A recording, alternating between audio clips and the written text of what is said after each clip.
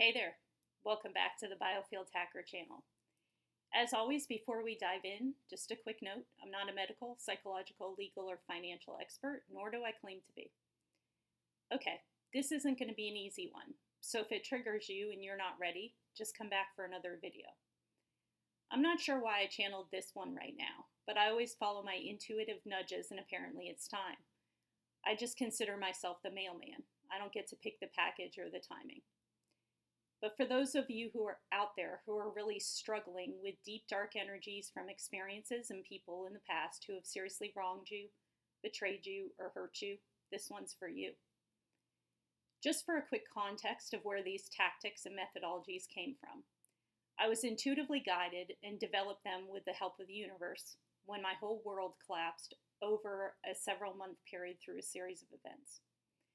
I was poisoned, betrayed, raped, attacked, gang-stalked, hacked, had my identity stolen, and had people defame me, and fraud me, and basically try to demolish my entire reputation. And then all of the structures that I depended on for support and help, law enforcement, my closest circle, weren't there to provide the foundation that I thought they would. Basically, think of anything that brings you safety and security in Maslow's hierarchy of needs was demolished in one fatal swing. Not because I did anything wrong. I had lessons to learn, but it had nothing to do with what I created. Well, I created it with some lessons, but again, the rug was pulled out from under me. And I certainly didn't deserve anything that happened. I don't share this with you in order to solicit sympathy. I merely share this with you for two reasons. The first one is to help you understand that I truly understand sheer and utter darkness. And two, to hopefully bring you the spark of hope that you too can find your path back to the light, that you can survive and even thrive if you have faith, patience, and just follow the light. Even if it's a little match light, you can follow the light. When your life gets decimated and you're stuck in the underworld of heavy, dense energies, it can feel like you're covered by very sticky oil all over you and your biofield, and that you'll never be free from it. I'm living proof that you can. And let me share some of the things that I've learned in the hopes that they help you find that light again. And just so you know in advance, these tactics serve as their own field hack in their entirety. I just want to be consistent in the videos by sharing some tangible takeaways that you can apply immediately. When you have something like this happen to you, your world is just out of your control and you lose all sense of confidence and self-empowerment. You're completely disempowered and you feel like you can't control anything in your world. You feel like there's nothing you can do to right that world. But you can. Here's the things that help me. The first thing that I would recommend is getting into the habit of when you wake up asking yourself, what do I need today? And then doing it. It may be small, it may be ridiculous, but from my perspective, you're resetting your nervous system and starting to make your inner child feel safe again by serving up exactly what it needs and building up the confidence that you can get what you need through your own hands. The second tactic is by giving yourself the simple things that somatically bring you pleasure, things you can touch, feel, smell, taste. Wrap yourself up in a warm blanket, wear those cozy socks, drink an incredible hot chocolate, buy yourself those flowers that you love so much just because they make you happy. Basically, just show yourself the love and care that you greatly deserve to yourself. Give yourself the nurturing that you would do for so many others that you love. The third tactic is to pull back your energy from others, be in your hermit energy for a while. What I mean by that is, when you're healing from something like this, something that devastates you, you need all your energy for healing. You don't have any reserves for anyone else. You need all of those energies for yourself in order to nurture, heal, evolve, and grow for yourself. You don't need to explain it or justify it. Those who will be for you won't need it, and those who don't shouldn't be in your life anyways. And sometimes it takes something this dramatic and life-altering in order to learn that lesson. The fourth one, when you're ready, is about gratitude. Every day, make a list of things that you're grateful for. I understand it's incredibly tough to do. And the first period of time may literally just be a list that says, I woke up and I'm here breathing. And that's okay. Keep at it. You'll find that over time you're shifting the energy with gratitude and that list will grow. Just be patient with yourself. And that brings me to the next tactic, patience with yourself. Healing takes time, and it takes as much time as it takes. Take small steps every single day. Be disciplined about focusing on your life and what you want it to look like moving forward. And even disciplined baby steps build momentum. Rumi has a good quote that I always love, and that applies here. As you start to walk on the path appears. Clarity doesn't come before action, it comes from action. I love this quote, and it's so true when you start to live it. The next tactic is an important one. You don't want to dwell in the past or get stuck in the past, but you do need to heal it, or it will manifest in ways that will affect your health, your heart, and your whole life. Not staying stuck in devastation is what you owe yourself. And what I mean by that is you deserve better, you deserve more, you deserve a beautiful life. And don't allow others or experiences to take that from you. Fuck them. Every single step you take down that healing journey for yourself will build back your own confidence, self-empowerment, and self-worth. Even if you have to fake it till you make it, every proverbial brick that you lay down on your path to learning how to thrive is imperative. In order to process the past, I need you to get out of the energy. Let me reframe that. Can't talk. In order to heal from the past, you've got to move that energy.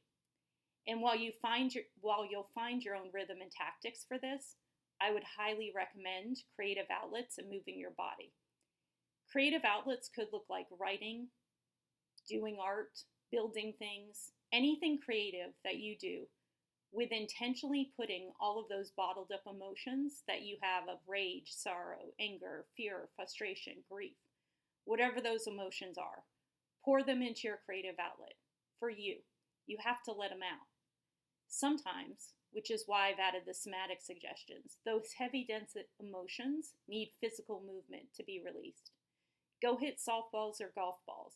Take down that wall in your house that you always wanted to get rid of. Or even take a baseball bat to a pillow. I'm not kidding. They need to be released. Find a healthy outlet to release them.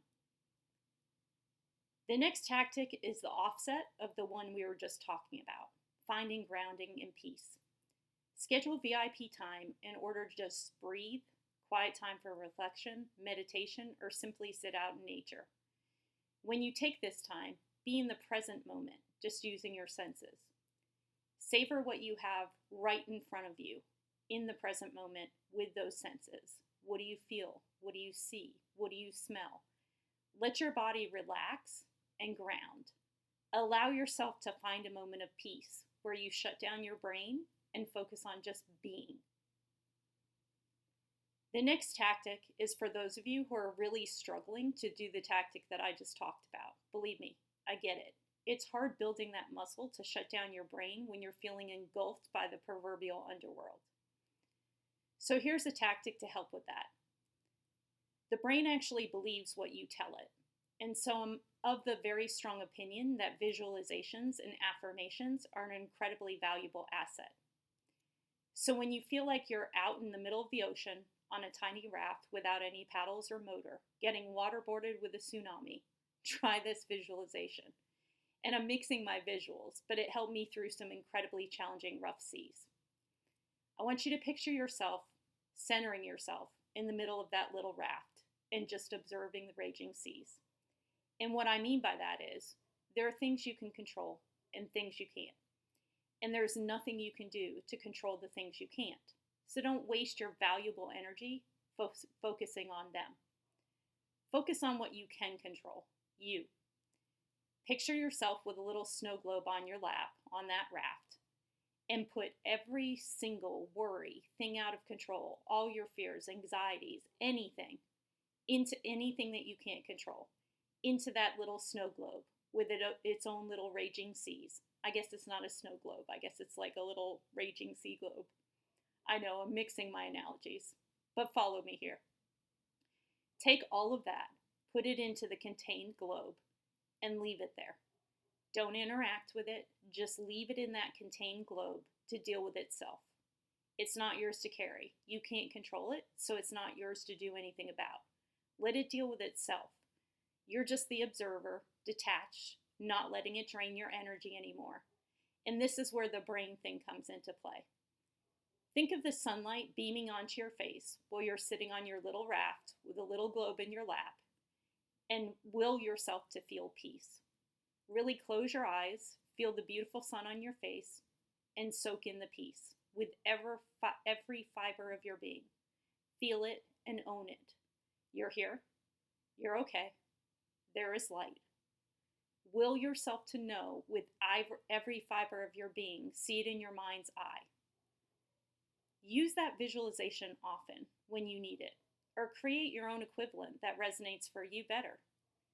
And if you keep working at it, it will enable you to have more space and light and renewing energies that allow you to go back to those creative outlets and somatic tactics that I shared with you earlier. And what happens with the stuff in the snow globe? Well, look at the last video that I posted if you need some peace about that. That's all I'll say. And when you're ready, build the discipline of doing something every single day that builds the life you want to curate, even when you don't want to, even if it scares you, even if you don't know the ultimate outcome. Listen to yourself and your inner knowing, and follow your heart. Be dedicated to the discipline of curating and creating your own life of sheer happiness, abundance, and peace. And know that it will happen, step by step, moment by moment, second by second. Stay disciplined in taking action to make exactly that happen. Putting your best and highest energies will make it so. The momentum actually dictates that it will be inevitable. And while you're building the new chapter, be kind, gentle, patient, loving to yourself, and give yourself grace. Because it's in these trying times that you uncover and unfold the very best of you. That authentic and vibrant inner core with a strength you didn't even know you had. That bright light and inner warrior. That was just waiting to bloom. And you're making that happen every single damn day. Until next time, take care.